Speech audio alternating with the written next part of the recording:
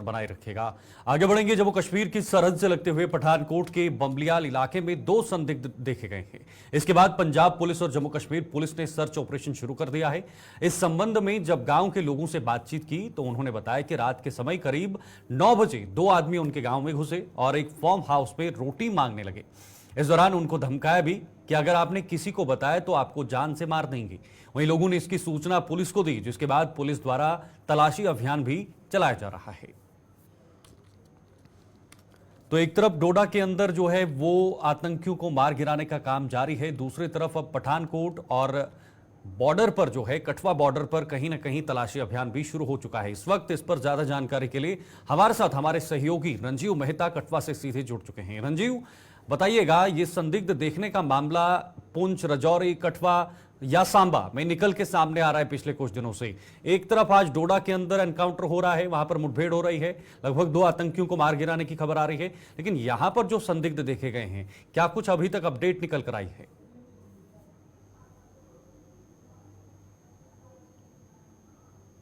जी रंजीव, ये सुन पा बमियाल रहे हैं का आप? इलाका। जी जी जी जी। हाँ, ये शीतल, मैं बताऊं कि ये जो इलाका है कठुआ जिले के साथ लगता पंजाब का पठानकोट जिले का इलाका है और नरोट जैमल सिंह थाना क्षेत्र है। इसका इलाका जो बमियाल एक प्रमुख कस्बा है, उसके साथ का एक छोटा सा गांव है कोटपट्टियां। वहां पर रात को 2 संदिग्ध आते हैं एक फार्म हाउस में। वहां पर जो मजदूर, जो प्रवासी मजदूर हैं वो रहते हैं, वो उनके पास आते हैं और उनसे खाना मांगते हैं। और जो मजदूर ने जो पुलिस को बताया उसके मुताबिक कि उसने उन दोनों ने काली ड्रेस पहनी हुई थी और पिट्ठू बैग था, उनके हाथों में हथियार थे और उन्होंने रोटी के लिए मांग की और रोटी खाने के बाद उनको धमकाया कि किसी को उनकी आने की कोई सूचना ना दी जाए। इसके बावजूद भी उसने पुलिस को सूचना दी और उसके बाद पुलिस हरकत में आई।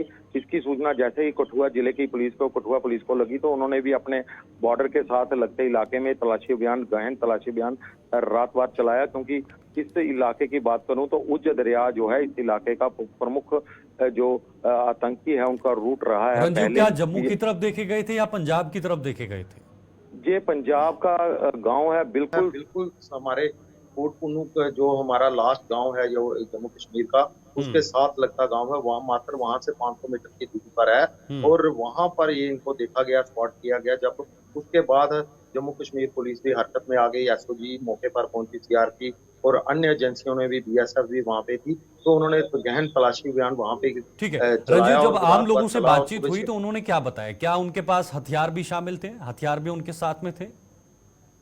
बिल्कुल, उन्होंने कहा कि हथियारबंद लोग थे, दोनों लोग हथियार थे, उनके हाथों में गन थी और बैग था पीठ पे और उन्होंने काली ड्रेस पहनी हुई थी और वह लोग रोटी की मांग कर रहे थे और उनको रोटी खाने के बाद वहां से उनको ये बताया कि किसी को अगर बताया गया तो आपको जान से मार दिया जाएगा। इस तरह की बातें उनके द्वारा उन लोगों को के साथ की गई और उसके बाद ही ये सारा मामला जो है सुरक्षा एजेंसियों के संज्ञान में आया और सुरक्षा बलों ने पूरे इलाके को घेर कर तलाशी अभियान भी चलाया।